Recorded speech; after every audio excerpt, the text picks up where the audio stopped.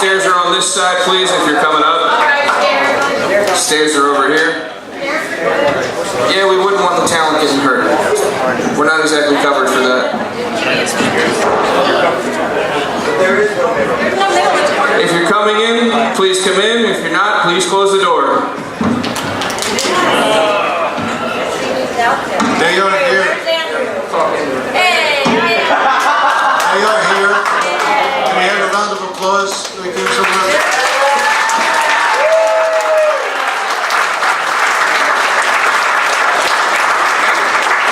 And these guys waited online for you outside the store for like half an hour.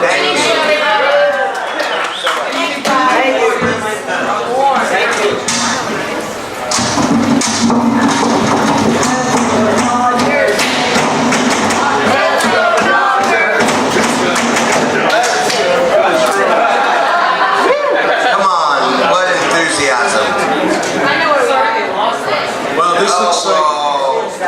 Let's escort these gentlemen out, please. This looks like a crowd that's going to have a lot of questions, so I'll just start off with a few things. You guys look like you have questions, right? Yeah! Woo. Andrew does. I always have questions. Everyone has a question. So, I always like to start with a basic one, which you've probably been asked a million times already. What was it like? Well, you've done a few of these movies, but I'll start with you, sir, in the end. What's it like working on this film? It was a joy. It was awesome. I mean, I was very young. We all were back then, 30 years ago. And well, some of us were new in the business. And to be a part of that movie was, I had no idea what it was going to turn into. We had so much fun. It was a lot of hard work. A lot of work. A lot of work. Right? Lots of work. Virtually torture on some days. I would say so. Yeah. It's not fun. Making horror films back in the 80s was a young man's game, for sure. I couldn't handle all the tortures they were throwing at me. Anyway, I loved being in the movie. When Nightmare on Elm Street 3 was the first real acting project I was ever involved in, and that was in the peak of the slasher era. That great 80s, late 70s, 80s, early 90s when horror films were actually scary. And so when I got the part in Nightmare 3, I had already seen Nightmare 1 and 2 and the first Friday the 13th, and I had seen Texas Chainsaw Massacre and Evil Dead at a drive-in, a double feature, and I was listening to Iron Maiden and Metallica, and to all of a sudden and I had been acting for about 8 months, and I got one little part when I first started, and then I was about to quit, and I got this terrible job on a show called The Judge. It was like the People's Court before they had the People's Court. So it was like acted scenes from like Penelope! Yay!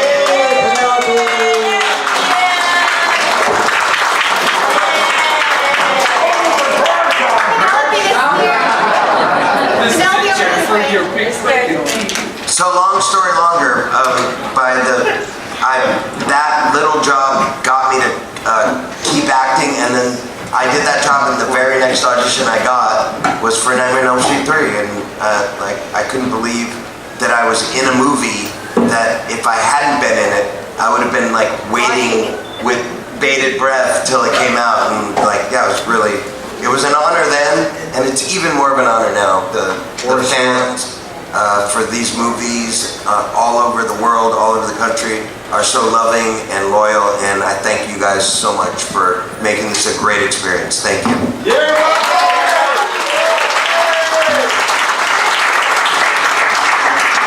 I remember when, after auditioning and stuff, it was a real mystery if Heather was gonna be in the movie or not.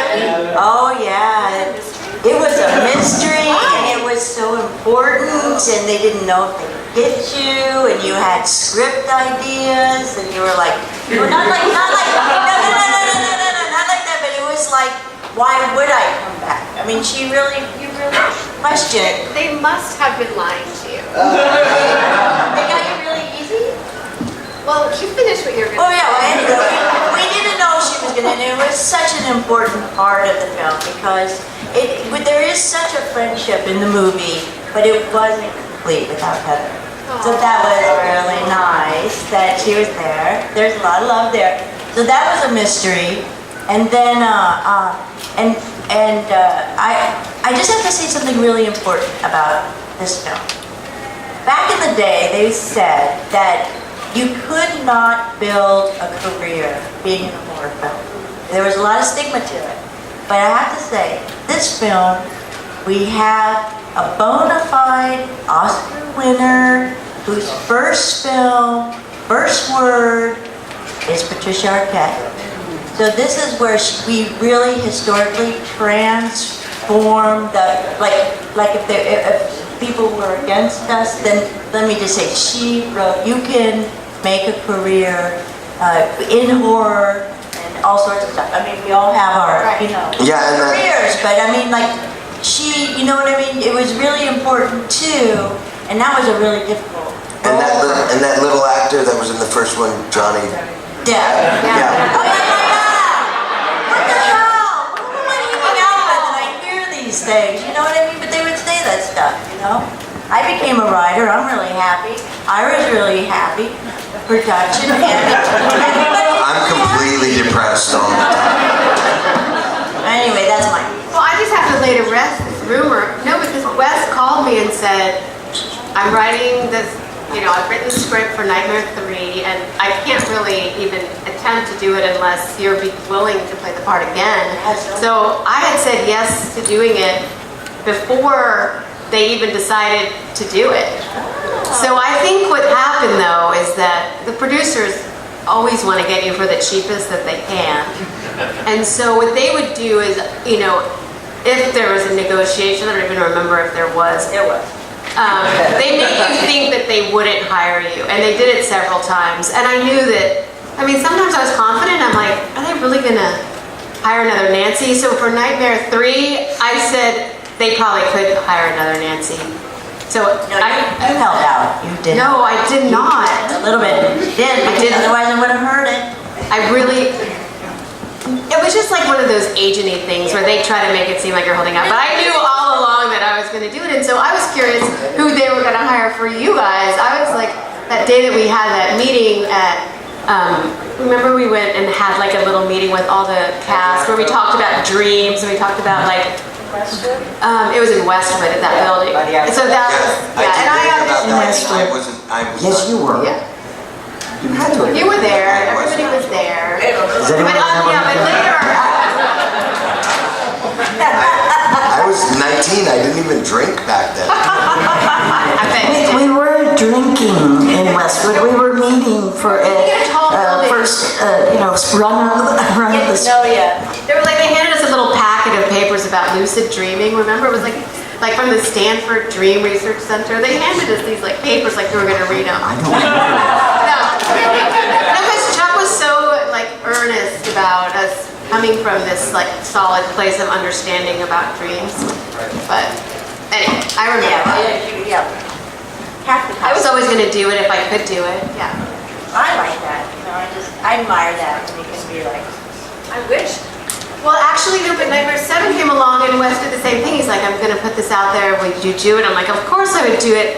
And then when I tried to I tried to ask for favored nations with Robert, they were like, I'm sorry, we're going to pass. And they did pass. So then I had to grovel for what happens in Hollywood where women get paid about a quarter, maybe even a tenth of what men make. So, the same question for you, which was, unless you answered, I don't think it did. What was it like for you to work on this film?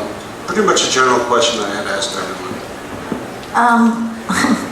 Well, for me, it was just I started working at 6 years old in show business. And so, you know, I took my work seriously. I always did. That's why I got jobs, and even as a kid. And so I approached it the same way. It was another job, and I got hired, and so I took it very seriously. And because I mean, when you get hired for a job in Hollywood, there's a lot of money riding on you. So there's pressure, but to do a good job. And also because this movie was a low budget movie, there wasn't a lot of extra time to hang around or mess around. Like some movies, you have a lot of time to do that, so it's more fun, more things happen, and people fall in love and all that stuff. They break up, they ruin their marriages and everything else, but on location usually. And but so this one, it's just local. It was right down the street. I lived a few blocks from the set. Yeah, because I grew up in Brentwood. So I would just go to work and go home. And I stuck to myself for the most part. I was kind of getting burned out at the time. So on acting, because I've been doing it since I was 6 years old. But it was a wonderful shoot, and nothing bad happened. But I have an interesting story about Patricia, because since I grew up in Los Angeles, and I had met her, and I've known her casually. I met her, and then I didn't know she was acting, and I got the job for Nightmare on Elm Street, and we met. I showed at Westwood. We met in Westwood for the cast to meet, all of us to meet, and there was Patricia. And the last time I'd seen her, she was working as an assistant to my friend's hairdresser. So she was my friend's hairstylist assistant. And so then I show up, and I've been working, and she looks at me and she goes, "What are you doing here?" I'm like, "Well, what are you doing here? I've been working since I was 16. What are you doing here?" So that's my funny Patricia Arquette story. That's such a good story. I've never heard that. That's great. Did you ask if she was a hairdresser? Darn, that was great. She was like, "What are you doing here?" I'm like, "Well, what are you doing?" I have an interesting story about Penelope and myself. Penelope's father is a famous soap opera. Was a famous soap opera star, and her head, when you think of the children of famous people, whatever, and not famous, but her head went through a television set. And I just think it's so funny that her dad was a huge soap star, and then her head goes into the television set. And then my father was a pharmacist, and I die of a drug overdose. And my mom was a porn star.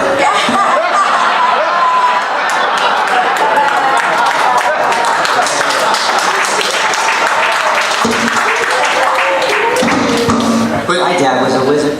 No, Was that an orthopedic surgeon or something? it was finance.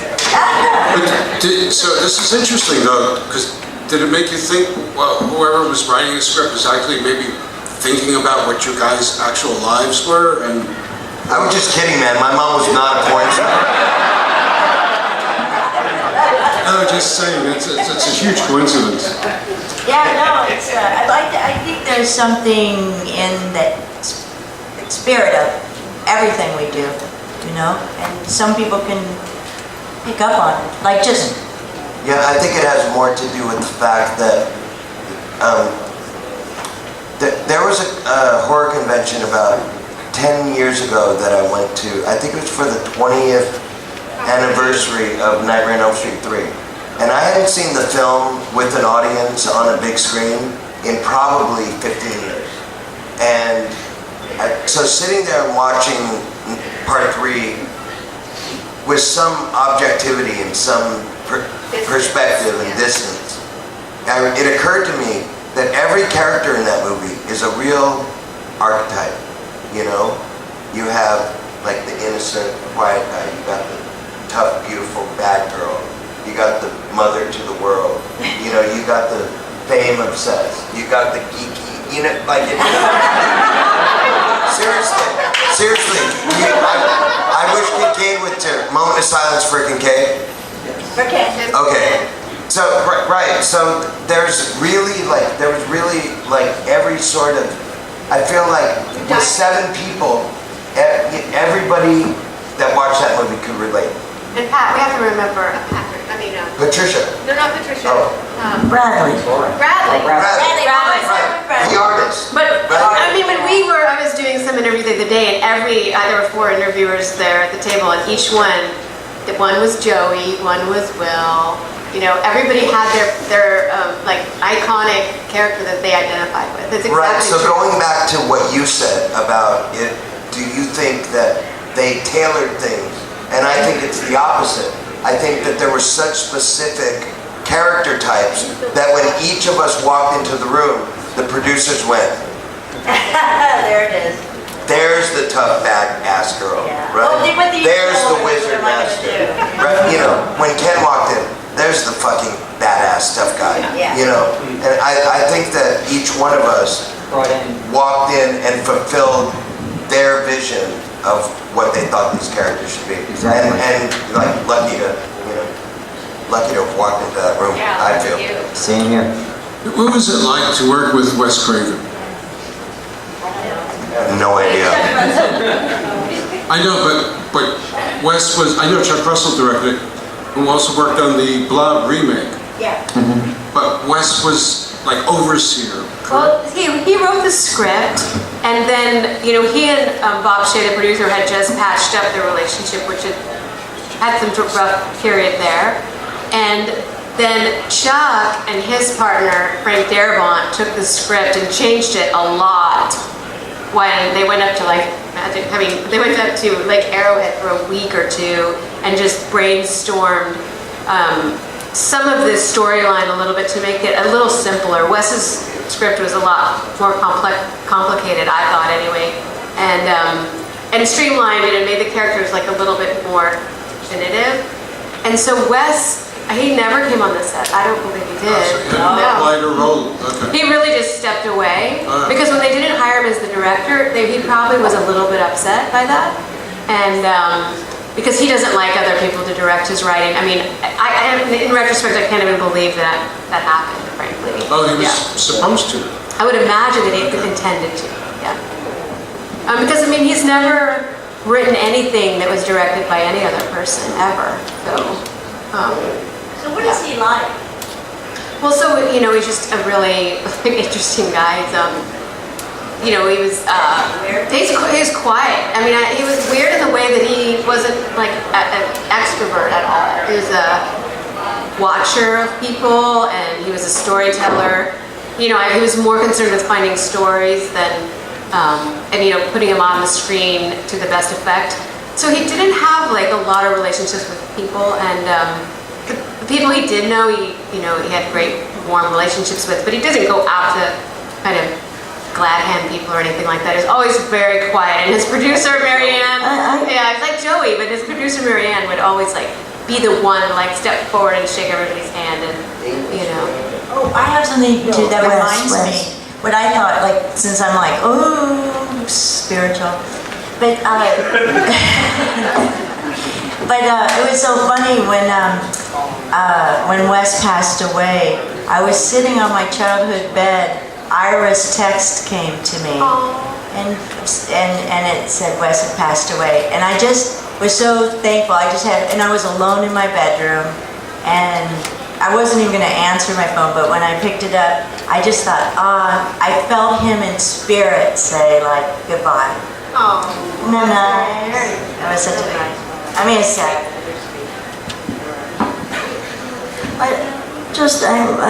I remember him coming to the set once or twice. Yeah. Yeah? Yeah, because When on part 3, my crazy drunk dad had a whole conversation with him. I might have not been there that day. Yes, I might not have yes. been He there. was sort of I let her take the question because when we were shooting downtown, he was there a few days and he was just sort of this hovering presence. I remember Was it intimidating? Yeah, he was. But no, he wasn't intimidating. just like you said, he was just sort of in the background, just sort of like, and my dad, who's a total character, if you can imagine, he went up to him and he goes, hey, what do you think of the kid here? Wes was like, excuse me, who are you? Like, oh, I'm Ron Eastman, I'm Ronnie Eastman's father. And Wes told him, well, he seems to be doing pretty good, but I'll tell you what, he definitely has the look. I don't know if I was there that day. I would have remembered that. I remember he sat down with, I was at Nikki, remember the English woman? Nikki Marvin. Yes, yeah, Nikki Harris. Right, so Yeah. I sat down, Nikki Marvin, yeah. I remember sitting down at a table and he was there with Bob and Nikki Oh, okay. and they're having, and Rachel, and they're having a little, and I was sort of like on the next table down, just like, I was Yeah, I remember him being Oh, I very would've- gentle I and would've- very nice, yeah. gentle person. Yeah, I mean, he's super nice, and like you said, just very quiet and in the background. Rodney, Yeah? what's up? So, that's a good cue there. Does anybody have questions? Go ahead. Since you were in the movie, did you feel like you had any paranormal experiences during that time, since you were dealing with dreams and lucid dreaming and stuff like that? For Every everyone? day we're with Rodney as a paranormal experience. Well, I mean, when I made that movie, I had just, right when I was making the movie, I had just moved from East Los Angeles to the Hollywood Hills, and that was a paranormal experience.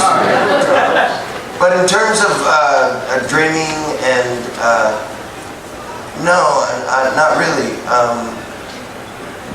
I wish I had a better answer. I don't have a good answer. Let Ira speak. Wait. Like I said, character types, mother to the world. Okay, I will say this. A couple of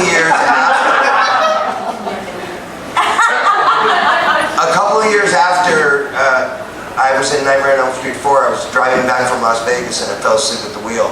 And I drove off the road into a ditch going 80 miles an hour, flew through the windshield 150 feet, landed on my skull, cracked my head open, died 4 times, was in coma for 11 days.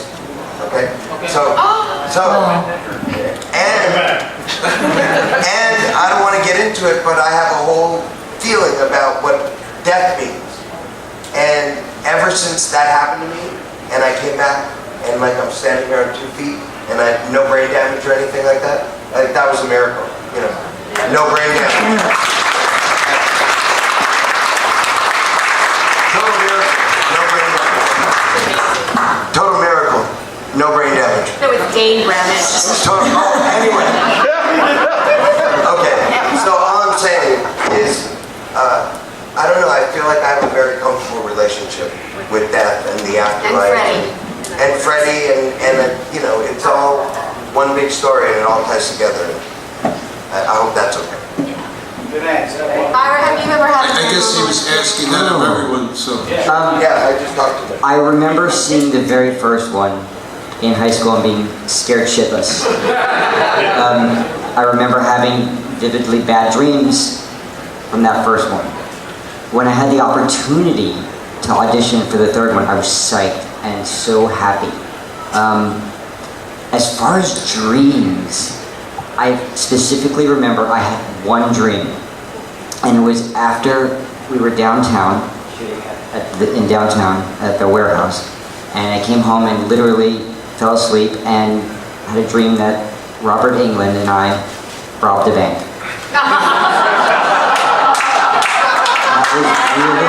That was it. It's so true. Oh wait, it's true because we got a forced call that day. Forced call that day? When you get a forced call, that means they have to bring you in within 24 hours? Or is it 12 hours? 12 hours. 12 hours and they pay you an extra $1,000. So it's like robbing a They bank. robbed the bank. Was seeing Robert Englund as scary in person for the first time as it was seeing him on screen for the first time? I think it was.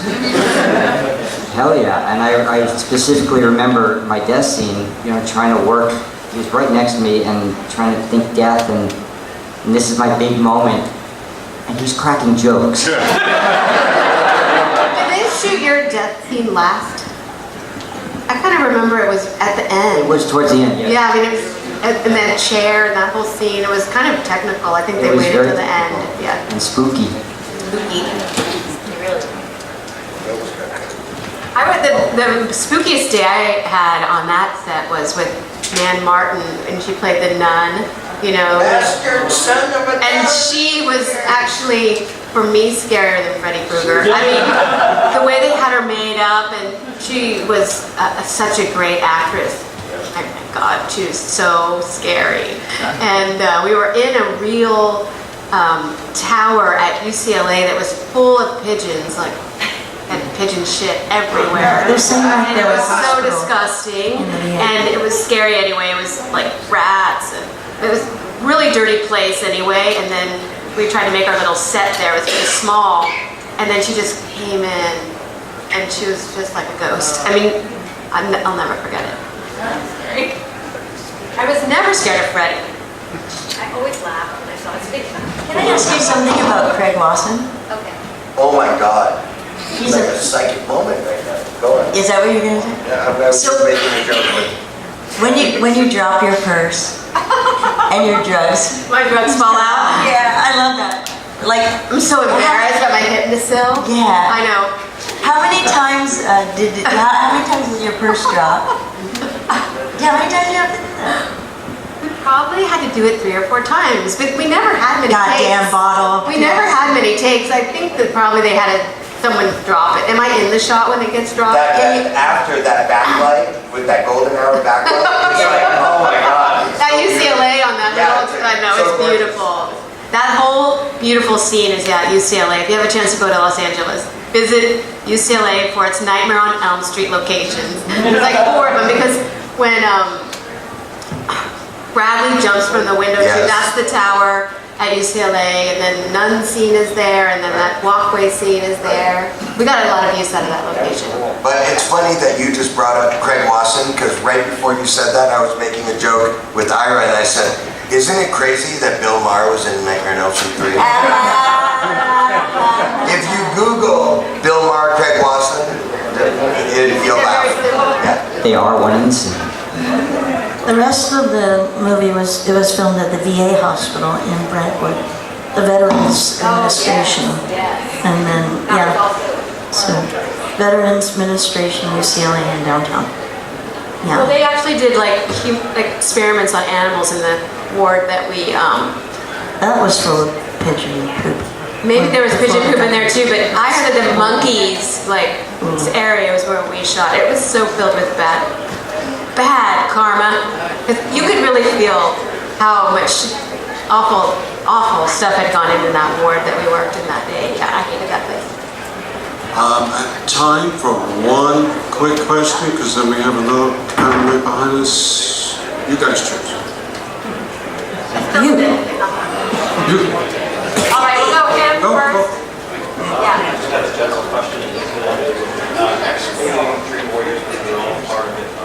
Which really are your favorites outside of Part 3? Number 1. The original. It's hard to top the original. Part 4. I speak. I have to say mine is Never Sleep Again, the documentary, because you get to enjoy all of it. Right, that's a good idea. I'm gonna say the same thing. Yeah. Can I add something to the panel before we close? Yeah. Well, I want to answer that question that he had about supernatural things happening during the movie. And I've never said this at a panel before, and I'm like not sure I should. But, well, one night when we were working at the VA, which is in Brentwood, and I grew up in Brentwood mostly. It was about 3 or 4 in the morning, and I went home and to the apartment I was living in, and I saw my first UFO. It was pretty intense. Yeah, it was wild, and it was real. It was loud. It was low. It was hovering. It was wild. Did you come to work the next day, or were you so traumatized by it? Or did you have a good experience? I wasn't traumatized. It was interesting. I mean, I could go into more detail. But did you tell us the next day when you were all together? I didn't really talk to many people on the set. I was pretty shy, and but that was my most interest. Yeah, it was pretty. I write about in my book the details, what they said to me, and what they told me. Okay, yeah, you can ask that question. Last question. Aside from your character's death, which other character's death do you like the best? Penelope.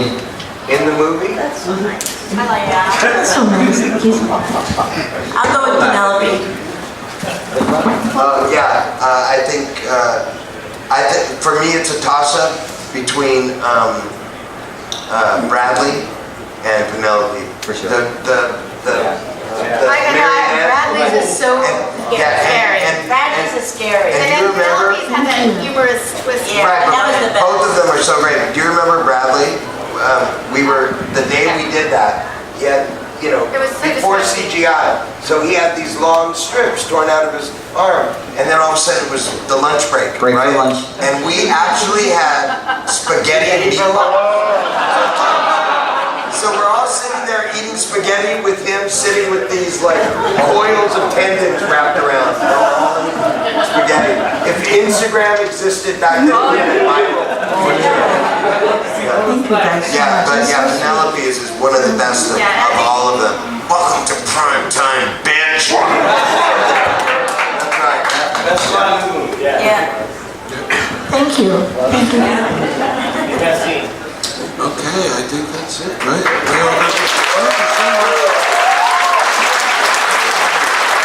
I also like the death of Andy and I Spit on Your Grave. That one's pretty good too. Everybody watch Code Black when it Let's get a round of applause for our talent, please.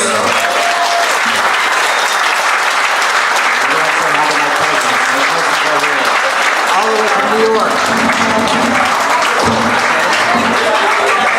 If you're staying for the next panel, remain seated. If you're not, please exit the room to make room for the next people coming in.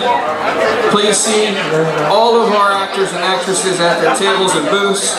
Support them.